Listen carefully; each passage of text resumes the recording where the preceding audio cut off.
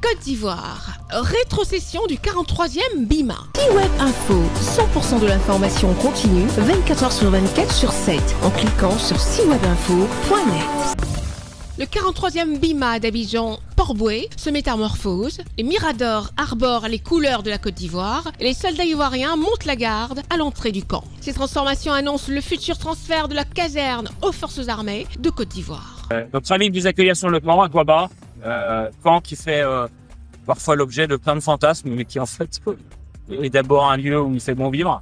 Et on va vous le montrer. Et surtout, il fait bon travailler depuis avec les Ivoiriens, parce qu'il y a très longtemps qu'on accueille des soldats ivoiriens. La cérémonie officielle se profile à l'horizon et les préparatifs sont en cours et le génie militaire basé à Ouaké est chargé des aménagements. Arrivé ici courant 10 janvier, sur instruction de monsieur le général de corps d'armée, chef d'état-major général des armées.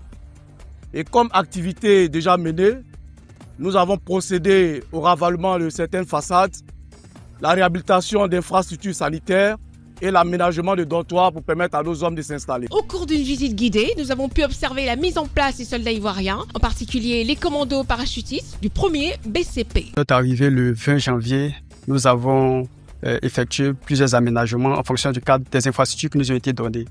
Parmi les infrastructures, nous avons des dortoirs, des bâtiments qui servent de bureaux et aussi nous avons accès aux aires de détente et aux aires d'entraînement.